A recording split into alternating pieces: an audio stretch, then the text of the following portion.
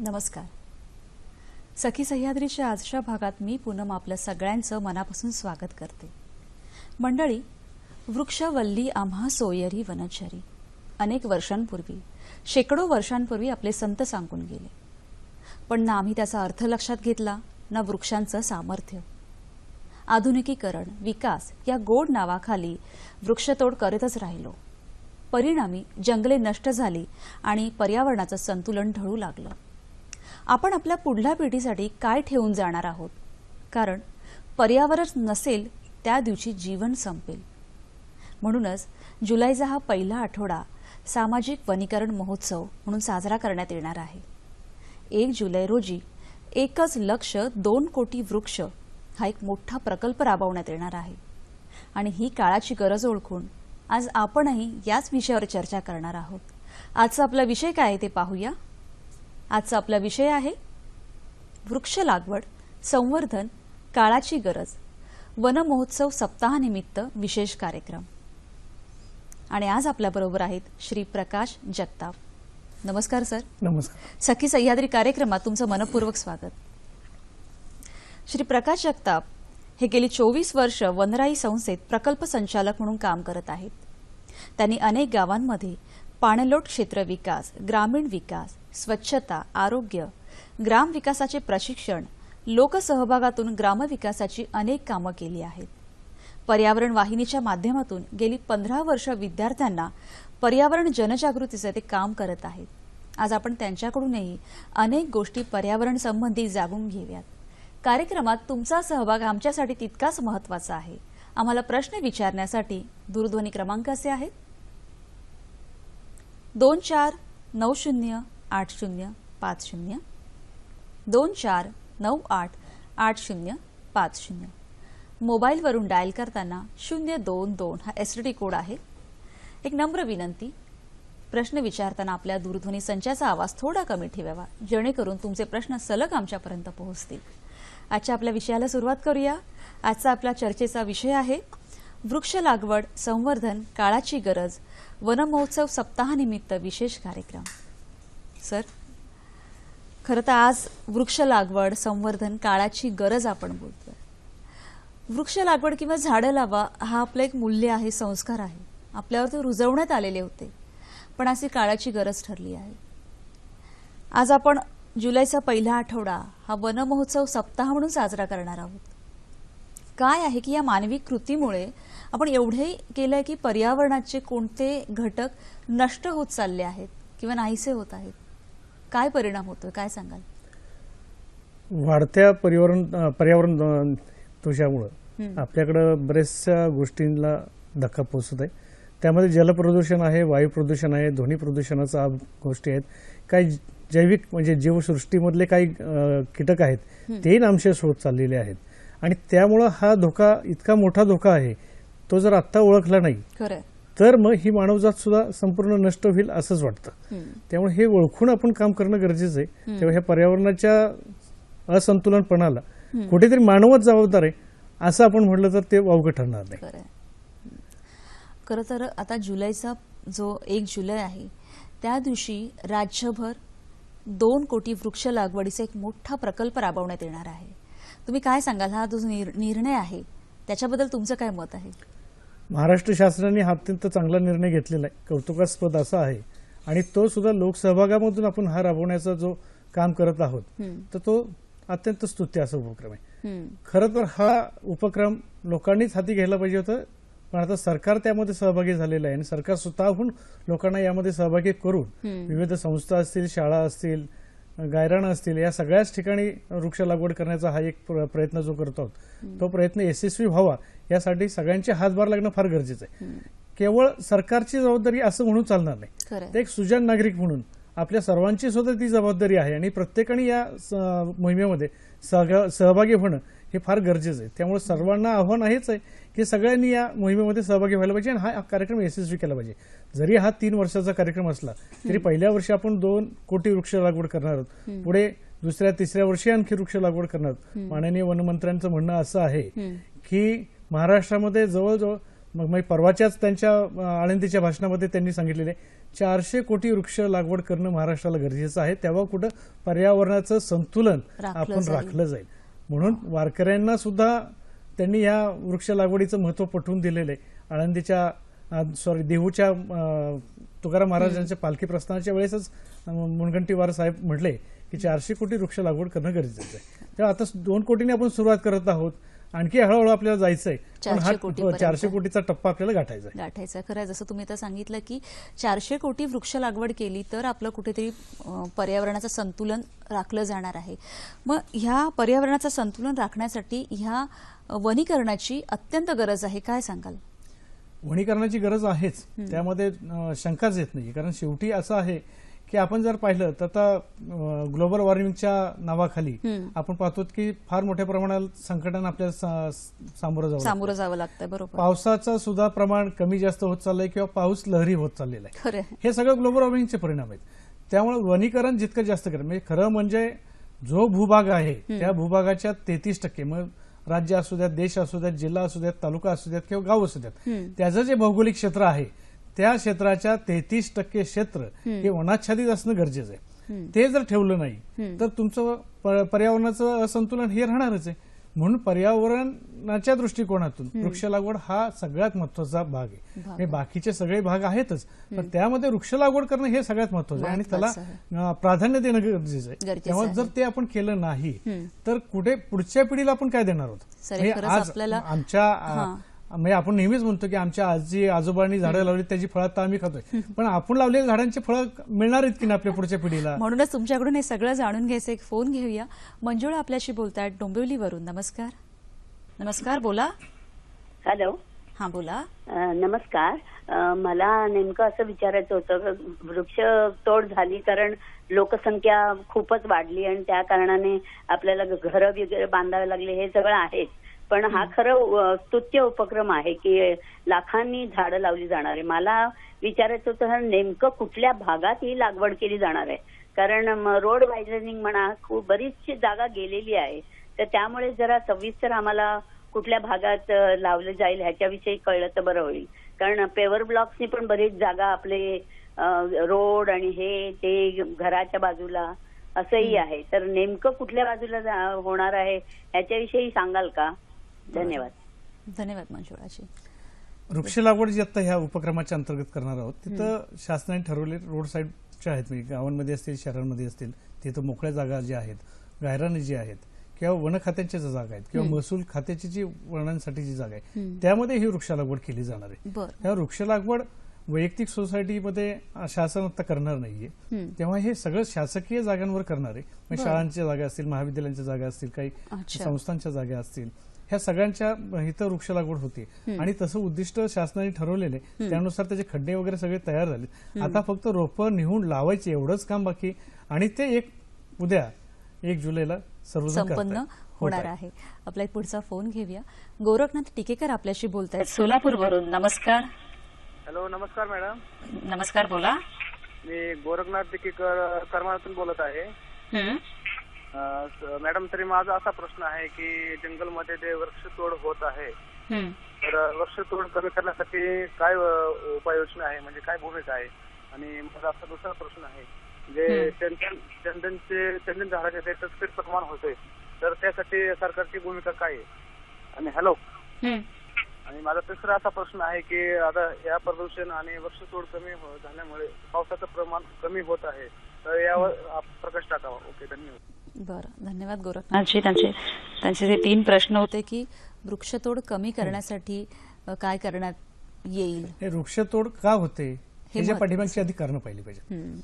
जर आपण ग्रामीण भागामध्ये गेलो तर वृक्षतोड का होते? ज्वलनासाठी वृक्ष लागतं, घरासाठी वृक्ष लागतात, हे लाकूड झाडं लागतात, तर त्यासाठी ती वृक्षतोड होते.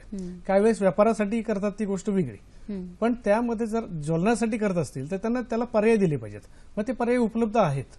त्यामध्ये मग आपण गोबर गॅस करू शकतो किंवा निर्धूर चुलीसारखा उपाय आहे तो आहे, अशा गोष्टी ज्या आहेत, किंवा LPG गॅस कनेक्शन त्या लोकांना प्राधान्य दिली पाहिजेत. तर ते जर दिलं तर वृक्षतोडीचं प्रमाण कमी होईल, म्हणजे त्यांच्याही इंधनाचा प्रश्न तिथल्या ती जागेवर सुटेल. आणि लोकांनी सुद्धा स्वतःहून पुढे आलं पाहिजे की आपण वृक्षतोड का करतो. आपण झाड जर लावलेलं नाही तर झाड तोडण्याचा अधिकार आपल्याला आहे का? खरं तर त्या दृष्टिकोनातून म्हणजे शेवटी सरकारच सगळं करेल यावर येऊन थांबू नये. आपलीही तर थोडी आपली एक जनजागृती चांगली जबाबदारी आहे. आपण एक सुजाण नागरिक आहोत. त्या दृष्टिकोनातून आपण सुद्धा ह्या भूमिकेकडे पाहिलं पाहिजे की आपण कोण तोडत असेल तर तिथं जाऊन आपण समजून सांगितलं पाहिजे की वृक्षतोड करू नका. कारण भविष्यामध्ये वृक्ष जर राहिले नाही तर आपणही राहणार नाहीत. हे जनतेनेच सगळ्यांना सांगणं गरजेचं आहे. म्हणजे जो कोण विघात कृत्य करत असेल तर त्याला समजून सांगण्याचं काम गरजेचं आहे.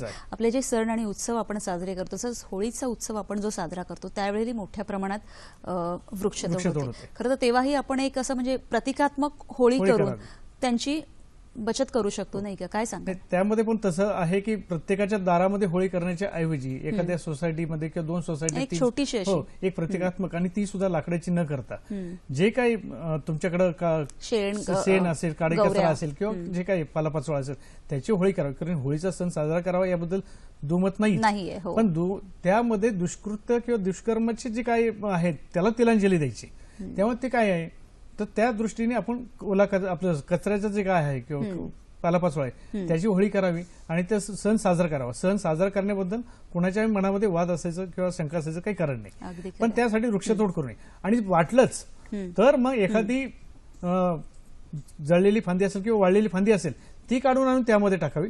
पूर्ण झाड आणून काढून टाकू नये. अगदी खरं. आपला एक पुढचा फोन घेऊया. रवींद्र कुडाळकर आपल्याशी बोलतायत. नमस्कार, बोला.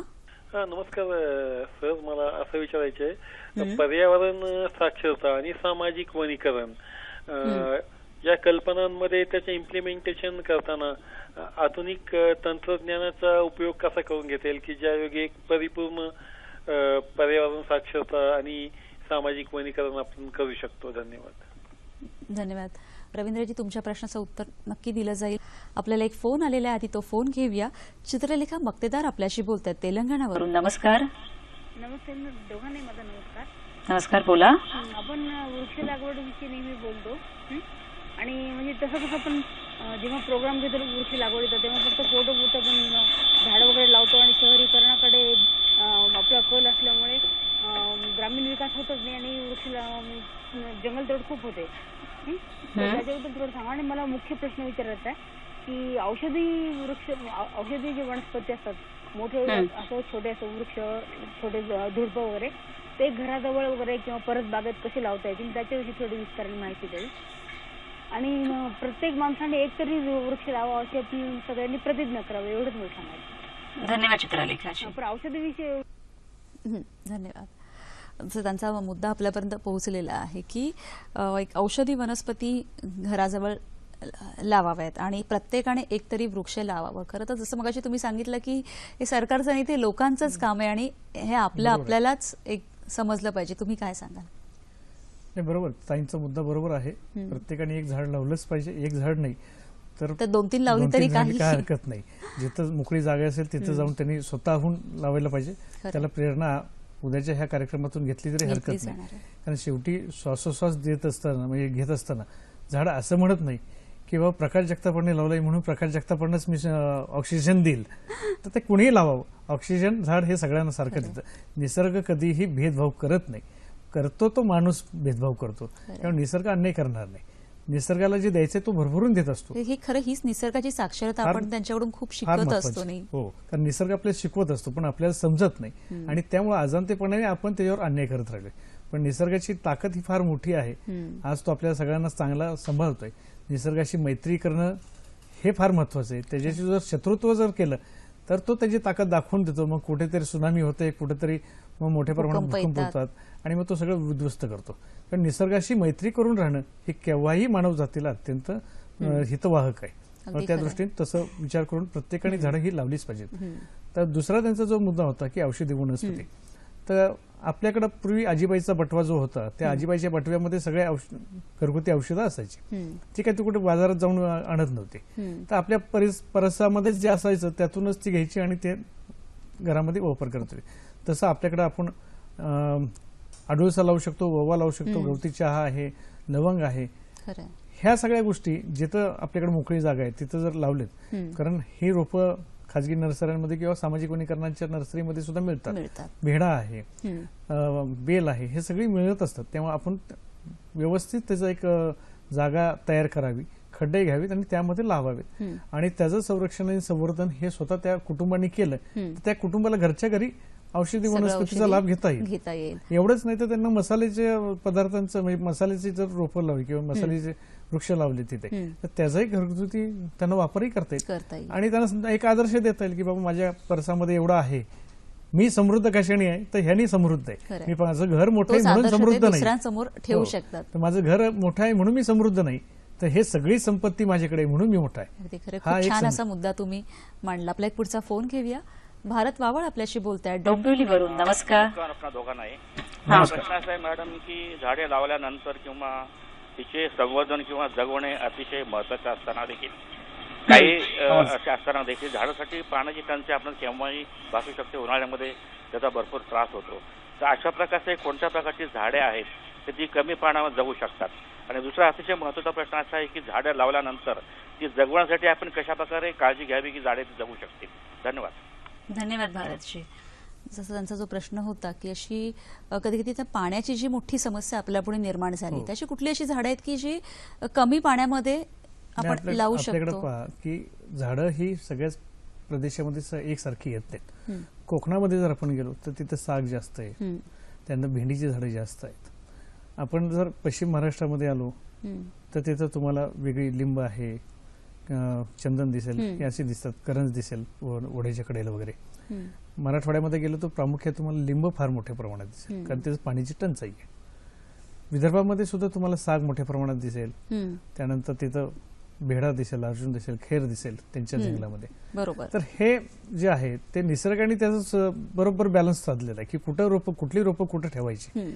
तर त्याच दृष्टिकोनातून आपण विचार केला पाहिजे की आपल्याकडे पाण्याची टंचाई आहे ना, मग लिंबाचं झाड हे फार आपल्याला आरोग्याला उत्तम आणि भारताचं ते सोनं देणारं झाड म्हणून आहे.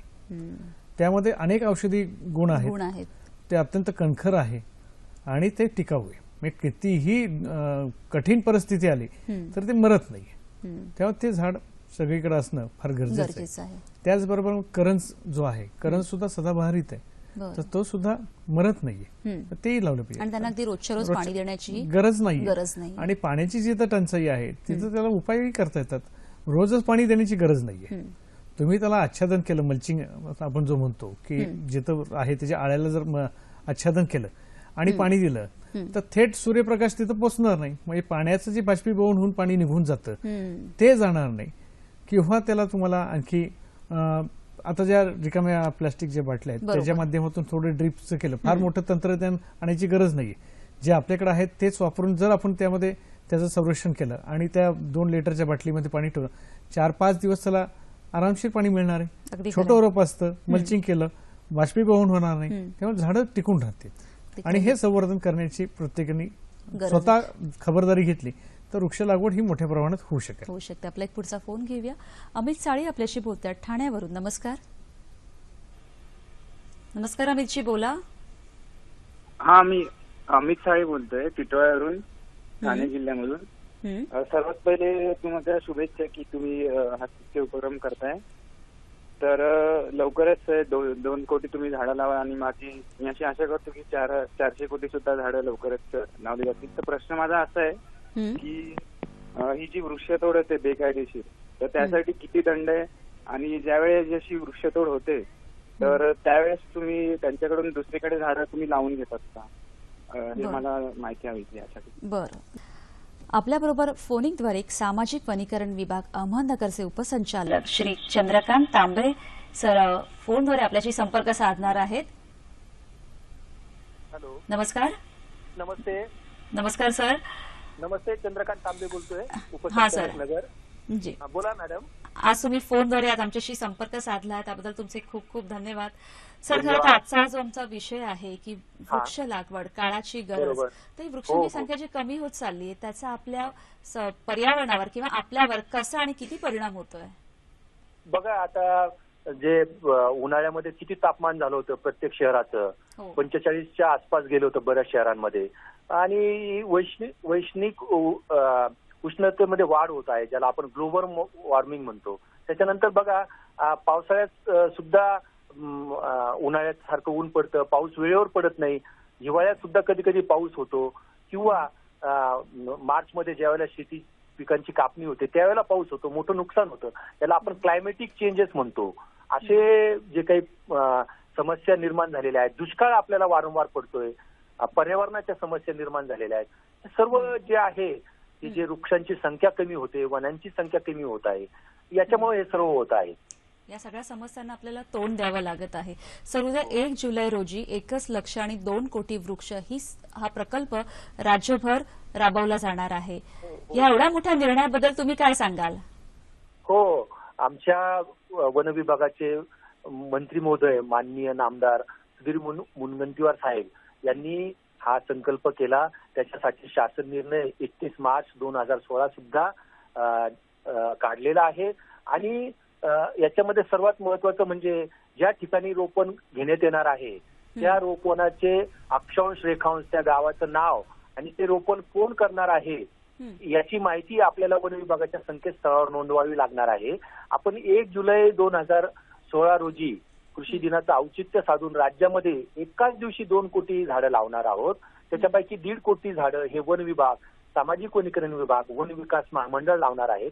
तर उर्वरित 50 लाख रोपं जी आहेत शासनाचे इतर विभाग आहेत, गृह विभाग असेल, महसूल विभाग असेल, कृषी, जिल्हा परिषद, नगर विकास असे शासनाचे विविध विभाग आणि त्याचबरोबर अशासकीय सेवाभावी संस्था, निसर्गप्रेमी नागरिक हे सर्वांच्या याने आपण लावणार आहोत.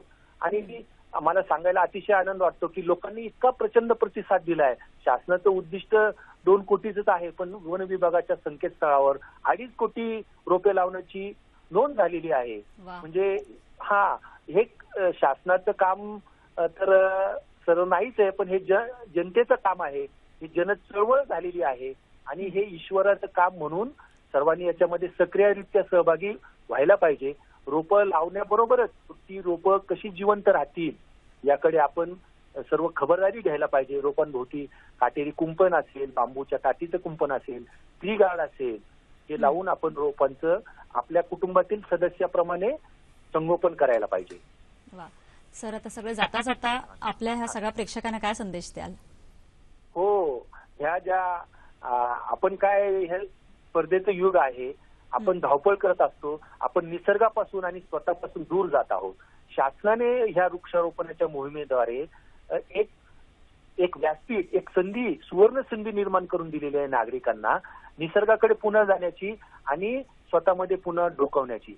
आपण जर वृक्षांपासून ही भावना घेतली की वृक्ष आपल्याला निस्वार्थपणे सगळं काही देतात, आपण त्या निस्वार्थ भावनेने सगळ्या काही वृक्षारोपण केलं, आपलं जीवनमान तसं अंगीकारलं, तर आपलं जीवन अधिक आनंदमयी व चैतन्यमयी होईल. आणि मी असं सांगेल की जसं आपण आपल्या मुलांची काळजी घेतो तशी ह्या वृक्षांची काळजी घ्या.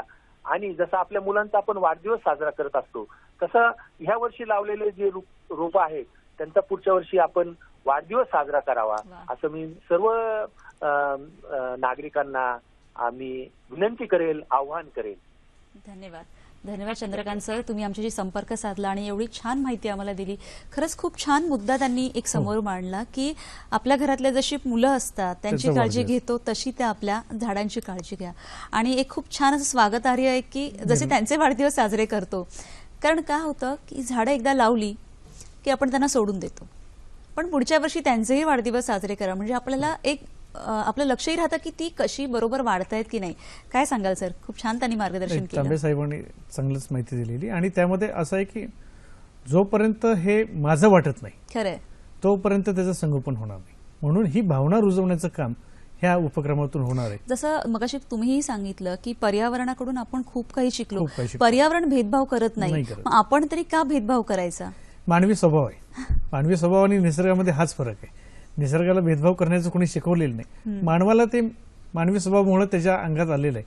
तेव्हा तसं न करता केवळ निस्वार्थपणे मी लावलेलं झाड मलाच फायदा देईल याचा विचार न करता, किंवा जसं ते झाड मी लावलेलं नसेल तरी माझ्या नजरेत असेल तरी मी त्याची काळजी घेईल, संगोपन करेल, संवर्धन करेल, जतन करेल. खरं हे महत्वाचं आहे. आणि ते जर आपण केलं तर वृक्ष लागवड जे आपण करत आहोत त्याला यश नक्कीच येईल. अगदी खरं आहे. प्रकाशजी, मगाशी जो रवींद्र कुडाळकर त्यांनी जो प्रश्न विचारला होता की पर्यावरण साक्षरता, सामाजिक वनीकरण आणि आधुनिकता यांचा कसा मेळ घालता येईल? पर्यावरण साक्षरता तर करावीच लागेल, कारण आता जर आपली काळाची गरजच बनलेली आहे. म्हणजे जसं वृक्षारोपण करणं काळाची गरज आहे, तसं पर्यावरणाची साक्षरता सुद्धा करणं गरजेचं आहे. कारण आपण पर्यावरणाच्या संदर्भामध्ये एक काम केलं पाहिजे की पर्यावरणाचं कमीत कमी नुकसान माझ्या हातून होईल असं सेन्सिटायझेशन त्या प्रत्येक नागरिकाला केलं पाहिजे. ते जोपर्यंत करत नाही, कारण मी जर कार्यालयात जायचं असेल, शाळेमध्ये जायचं असेल किंवा कुठेही जायचं असेल, पर्यावरणाचं नुकसान म्हणजे फक्त वृक्षतोड होऊनच होतं असं नाहीये. तर त्यासाठी मी सार्वजनिक वाहनाचा वापर करतो की नाही, इथपासून सुरुवात, मग स्वतःपासून सुरुवात केली पाहिजे. जर मी ते करत नसेल तर मी पर्यावरणाला निश्चितच धोका पोहोचवते. म्हणून इथपासून जर सुरुवात केली की पर्यावरणाचं संवर्धन करायचं म्हणजे काय, मी जास्तीत जास्त सार्वजनिक वाहनांचा वापर करेल, मी कमी पाणी वापरेल, मी कागद कमी वापरेल, मी पर्यावरणाला नुकसान होईल असं कचरा निर्माण करणार नाही, ह्या सगळ्या गोष्टी त्यामध्ये आल्या पाहिजेत. किंवा मी कार्बन डायऑक्साईड हवेमध्ये जास्त सोडणार नाही, हरितवायूचं उत्सर्जन जास्त करणार नाही.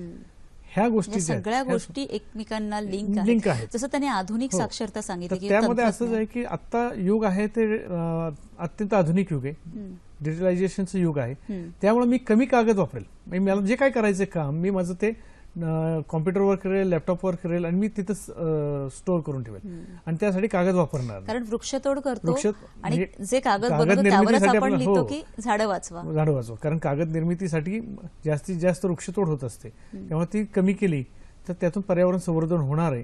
म्हणून अशा आधुनिक तंत्रज्ञानाचं. किंवा दुसरी गोष्ट असे, पाणी मी आता झाडं जर जगवायची असतील तर सगळेजण म्हणतात की याला पाण्याची गरज आहे. पाण्याची गरज आहे हे मान्य आहे, पण पाणी फ्लड इरिगेशनने द्यायचं का, नाही द्यायचं, कारण ते पाण्याचा अपव्यय आहे. त्यापेक्षा मी ड्रीप लावेल, स्प्रिंकलर लावेल, तिथं मल्चिंग करेल, त्याचं संवर्धन, पाण्याचं जास्तीत जास्त बाष्पीभवन होणार नाही याची काळजी घेईल, त्या झाडाला सावली करेल.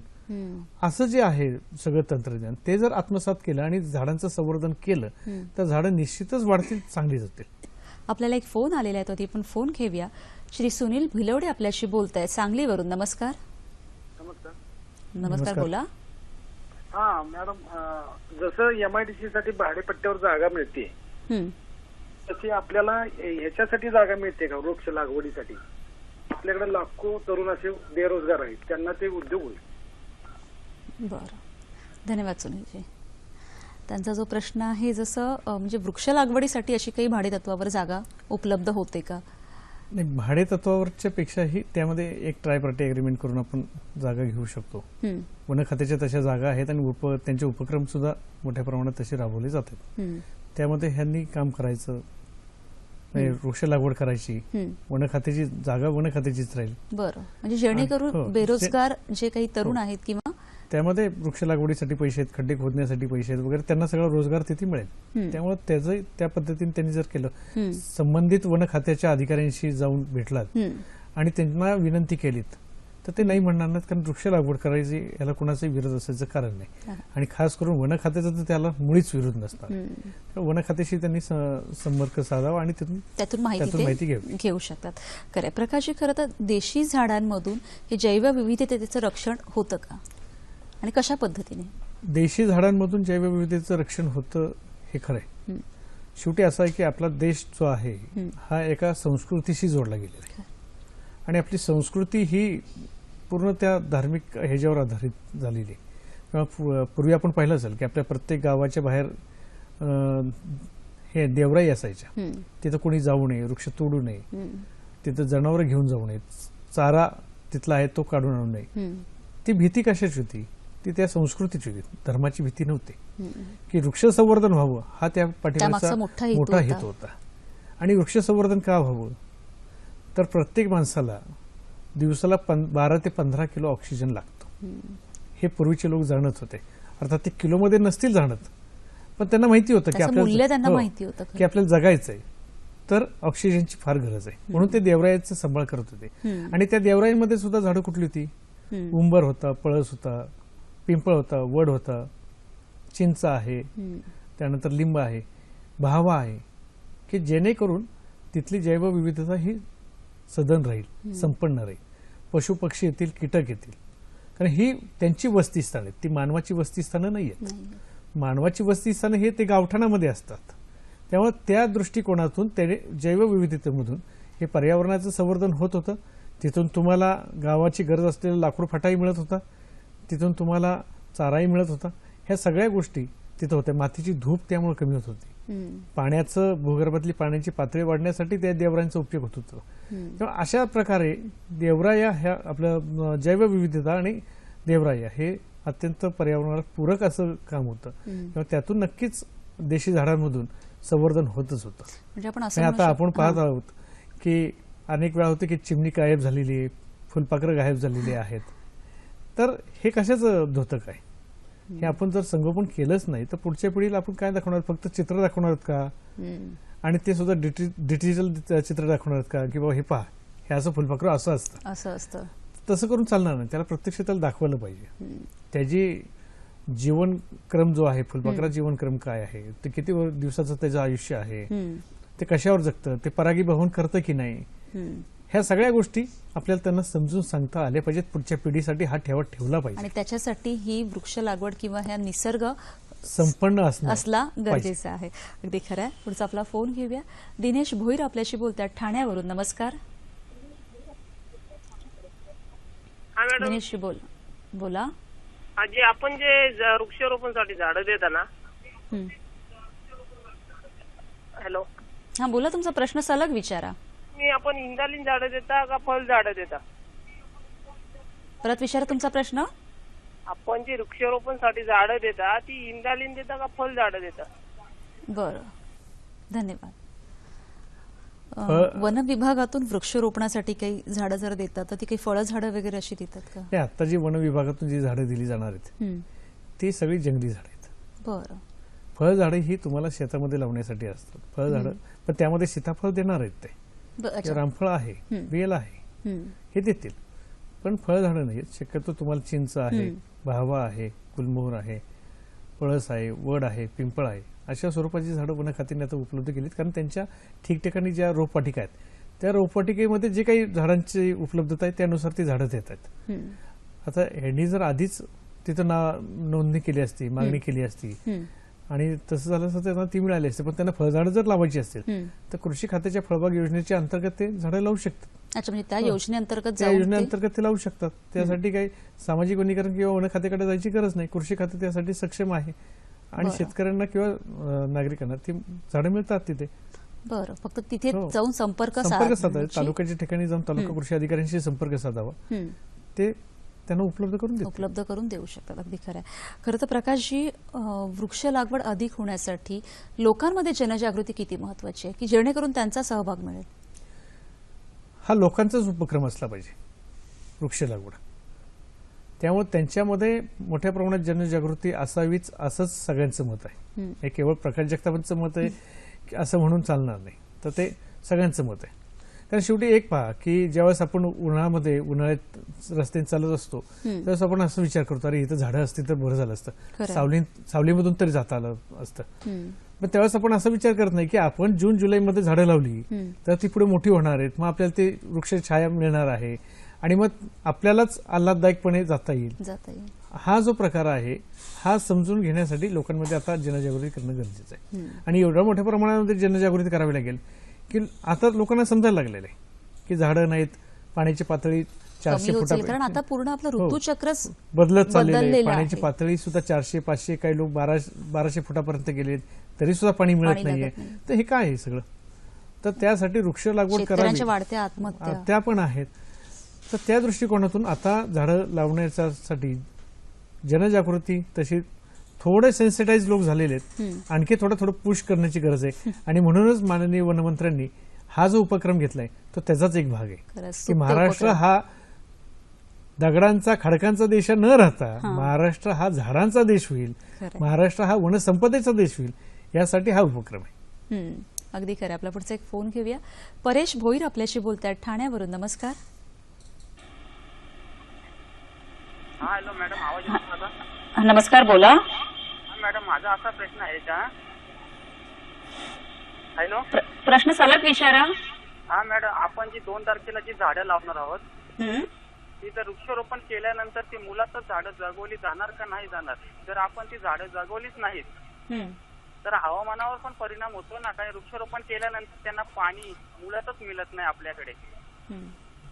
आणि हॅलो, आणि त्याच्यासाठी पाण्याची पण सोय केली पाहिजे. हवामान धन्यवाद परेशजी, तुमचा मुद्दा आमच्यापर्यंत पोहोचलेला आहे. जसं त्यांनी सांगितलं की आणि परेशजी तुमच्या माहितीसाठी की आपण 1 जुलैला वृक्षारोपण करणार आहोत, 2 जुलैला नाही. आणि ही जी एवढ्या मोठ्या प्रमाणात झाडं लावली जाणार आहेत ती जगवली जाणार आहेत की नाही, मला असं वाटतं की हे जगवणं फक्त त्यांचं काम नाही तर आपलंही काम आहे. जसं आपल्याला चंद्रकांत तांबेजींनी सांगितलं की त्या संकेतस्थळावर कोण कुठे आणि किती झाडं लावणार आहेत याची सुद्धा माहिती उपलब्ध असणार आहे.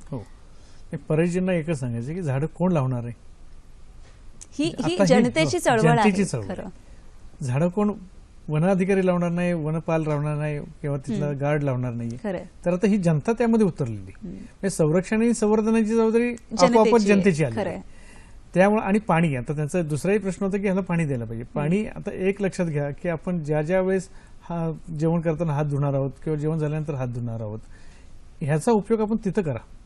ते जे हात धुण्याचं पाणी त्या झाडाच्या बुडाशी टाका, त्याला पाणी मिळेल याची खबरदारी जर आपण घेतली. रस्त्याने जाता येता किंवा जिथं वृक्ष लागवड झाली तिथं आठवड्यातून आपण एकदा सगळेजण गेले पाहिजेत. आपल्या तरुणांचा गट गेला पाहिजे, युवकांचा गट गेला पाहिजे, ज्येष्ठ नागरिक तिकडे गेले पाहिजेत. महिला बचत गटाच्या महिलांनी सुद्धा स्वतःहून तिथं जाऊन ह्या वृक्षांची काळजी घेतली पाहिजे. एक समारोप म्हणून हा कार्यक्रम नाहीये, ही एक लोक चळवळ आहे. आणि ही लोक चळवळ अधिक दृढ करण्याचं काम हे जनतेच्या हातात आहे, सरकारच्या हातात नाहीये. तेव्हा जनतेने सावध राहिलं पाहिजे. मला असं वाटतं त्यांचा जो प्रश्न होता की झाडं जगतील की नाही त्याची काळजी सरकारला नाही तर आपल्याला पाहिजे. मूळ तसं आहे की मूळ लोकांना त्याची काळजी जास्त वाटली पाहिजे. अगदी खरं आहे. प्रकाशजी, खरं तर खूप छान छोट्या छोट्या टिप्स तुमच्याकडून आम्हाला कळतात की झाडं वाढवायची आहेत, नुसती लावायची नाही आहेत. आणि ती वाढवण्यासाठी त्यांना जसं पाण्याचं म्हणजे ठिबक सिंचन किंवा बॉटलचं किंवा कशा पद्धतीने छोट्या छोट्या गोष्टींनी आपण त्याची वाढ करू शकतो. पण अजून पर्यावरण संतुलनासाठीचे अजून कोणते उपक्रम आहेत की जे आपल्याला राबवता येतील? असे अनेक उपाय आहेत. खरं तर कचऱ्याचं विघटन होणं, आता फार मोठ्या प्रमाणामध्ये घनकचरा आपल्याकडे जमा होतोय, त्याचं कसं विघटन करायचं हा सगळ्यांच्या समोर प्रश्न. आणि आता थोडीशी ओला कचरा सुका कचरा ही सुद्धा ते जरी चालू झालं तरी शेवटी कचऱ्याची विल्हेवाट कशी लावायची हा सगळ्याच ग्रामपंचायतीपासून महानगरपालिकांपर्यंत प्रश्न आवासून बसलेला आहे. त्याचं सेंद्रिय खतामध्ये रूपांतर करणं, त्याच्यापासून वीज निर्माण करणं आणि ती वीज तुमच्या पथांना देणं हा त्यातला उपाय आहे. त्यानंतर भूगर्भातली पाण्याची पातळी वाढवण्यासाठी जसे की बंधारे आहेत, आपल्याकडे काही स्लाइड्स पण आहेत, त्या स्लाइड आता आपण पाहू शकतो. खरं तर भूगर्भातली पाण्याची पातळी वाढवण्यासाठी बंधाऱ्यांचं आपण जर नियोजन केलं, बंधारे वाढवले तर यातून आपली भूगर्भातली पाण्याची पातळी वाढेल. विहिरींचं त्यामधून मोठ्या प्रमाणामध्ये विहिरींना पाणी येईल आणि त्यामुळे शेती संपन्न होईल. वर्षभर पाणी पुरेल, पिण्याची पाण्याची गरज होईल, जनावरांच्या पाण्याची गरज भागवली जाईल. आणि सगळ्यात महत्वाचं असं आहे की लोकांना आज पाणी नाही म्हणून जे लोक ओरडतायत त्यातून हे एक छोटीशी हलकी जी गोष्ट आहे ती केली तर सहज आपल्याला पाणी उपलब्ध होईल. आणि वृक्षाचं संवर्धन करण्यासाठी सुद्धा आता जसे काही प्रश्न आले की पाणी काय करणार, हे पाणी सुद्धा आपल्याला उपलब्ध करून देता येईल. त्यानंतर अपारंपरिक ऊर्जा ज्या आहेत त्या मोठ्या प्रमाणात वापरल्या पाहिजेत. केवळ कोळसा आणि पाणी आणि ह्याच्यावर चालणाऱ्या वीज आहेत ते वापरण्यापेक्षा सोलर, त्यानंतर मग विंड मिल्स याचा जर जास्तीत जास्त वापर केला तर त्यामधूनही पर्यावरणाचं संतुलन राखलं जाईल. त्यानंतर आपण बायोगॅस म्हणजे घरगुती उपाययोजनेमध्ये सुद्धा बायोगॅस जर केला, तो टॉयलेटला जर अटॅच केला, तो जोडला तर तुमचं घरचं एका कुटुंबाला तेवढा गॅस मिळू शकतो. मग त्यासाठी ह्या एलपीजी गॅसवर अवलंबून राहण्याची गरज नाही. अर्थात सगळेजण करतीलच असं नाही, पण ज्यांना ज्यांना शक्य आहे पर्यावरण संवर्धनाच्या दृष्टिकोनातून त्यांनी हे सगळ्या उपाययोजना करणं गरजेचं आहे. छोट्या गोष्टी आहेत, रूफटॉप रेन वॉटर हार्वेस्टिंग प्रत्येक घराला जर आपण केलं, हे चेन्नईचं चांगलं उदाहरण आहे की चेन्नई महानगरपालिकेला सुद्धा जसं आता लातूरला आपण रेल्वेने पाणी पुरवलं तसं एक 15 वर्षापूर्वी चेन्नईला सुद्धा रेल्वेने पाणी पुरवलं जात होतं. पण त्या महानगरपालिकेने असा निर्णय घेतला की संबंध चेन्नईमध्ये रूफटॉप रेन वॉटर हार्वेस्टिंग करायचं आणि त्यांनी ते केलं. आज चेन्नईला पिण्याच्या पाण्याची गरजेसाठी कुणावरही अवलंबून राहावं लागत नाही. म्हणजे ह्या ज्या गोष्टी आहेत त्या आपण करू शकतो. मला अजून एका मुद्द्याकडे यायचं की जसं आता हा जो आपला विषय आहे की पर्यावरण संतुलन हे जे आपल्याला आता गरज लागते शिकवायची, हे जर आपल्या विद्यार्थ्यांना लहानपणापासूनच जर त्यांच्यामध्ये ती मूल्य रुजवली, हा आमचा अत्यंत स्तुत्य उपक्रम आहे. म्हणजे वनराईच्या माध्यमातून 15 वर्ष पुणे शहर आणि परिसरामध्ये हा आम्ही उपक्रम राबवतो. त्यामध्ये जवळपास 190 शाळा आहेत. आम्ही 5वीचे विद्यार्थी ह्या उपक्रमासाठी घेतो. 5वी ते 9वी पर्यंत त्या विद्यार्थ्याला पर्यावरण संवर्धनाच्या सगळ्या बारीक सारीक गोष्टी त्याला सांगत असतो. एवढंच नाही तर त्यामधून कृती कार्यक्रम घेतो आणि कृती कार्यक्रमामधून त्याला एवढं सेन्सिटाईज होतं की तो विद्यार्थी हा पर्यावरण संस्कारक्षम विद्यार्थी तयार होतो. आणि पर्यावरण संस्कारक्षम झालेला विद्यार्थी पर्यावरणाचं नुकसान करण्यासाठी कुणालाही कुणीही धाडस नाही, कुणीही जर तसं धाडस केलं तर त्याला ते करूनच देणार नाही. साधं उदाहरण आहे, पुणे शहरामधल्या काही शाळांमध्ये म्हणजे आमच्या 190 शाळांपैकी जवळजवळ 30-35 शाळांमध्ये गळके नळ बदलले आम्ही. त्यातून पाण्याची बचत केली. ओला कचरा, सुका कचरा यातून आम्ही गांडूळ खत निर्मिती केली, सेंद्रिय खत केलं. बॉटल गार्डनिंग मधून काही शाळांनी अत्यंत चांगल्या फळभाज्या पिकत गेली. म्हणजे विद्यार्थ्यांपर्यंत हे सगळं पोहोचतंय कारण कचऱ्याची विल्हेवाट आहे. त्यांना सुद्धा कळतं की भुईमुग कुठे येतो, कारण शहरी वातावरणात वाढलेल्या मुलांना भुईमुग कुठे येतात, बटाटे कुठे येतात हे जर नाही आता समजून सांगितलं तर मग कसं समजणार. आणि आपली जी परंपरा आहे शेवटी की वृक्ष ही देवता आहे ती आपण मांडलीच पाहिजे ना. त्या वृक्ष देवतेला जर आपण विसरून कसं चालेल. अगदी खरं. जसं आता तुम्ही सांगितलं की वृक्ष ही आपली देवता आहे आणि तिला आपण मानलीच पाहिजे. हे वृक्ष जंगल हीच आपली शान आणि ती वाढवून आपण करूया निसर्गाचा सन्मान. खरं तर आजचा आपला कार्यक्रम तुम्हाला कसा वाटला. उद्या ही जी 2 कोटी झाडांची जी लागवड होणार आहे ती फक्त सरकार नाही करणार आहे, ती आपली चळवळ आहे आणि आपण त्यात सहभागी व्हायचं आहे. हा जो आजचा कार्यक्रम आहे तो तुम्ही कसा वाटला आमच्यापर्यंत नक्की कळवा. त्यासाठी आमचा फेसबुक आयडी आहे www.facebook/sakhisayadri.dd. ईमेलद्वारे तुम्ही तुमच्या प्रतिक्रिया आमच्यापर्यंत पाठवू शकता. आमचा ईमेल आयडी आहे sakhisayadri@gmail.com. प्रकाशजी, खरं तर तुम्ही इथे आलात आणि खूप छान पद्धतीने ही जी माहिती आमच्यापर्यंत पोहोचवली त्याबद्दल तुमचे खूप खूप आभार. धन्यवाद. आपणही भेटूया पुढील भागात एका नवीन विषयासह. पण तोपर्यंत उद्या जो आपला सखी सह्याद्रीचा विषय आहे त्याची माहिती करून घ्या. उद्या आपला विषय आहे किडनीचे आजार आणि जनजागृती. तुम्ही तुमचे प्रश्न आमच्या ईमेलद्वारेही तो आम्हाला विचारू शकता. भेटूया पुढील भागात. धन्यवाद.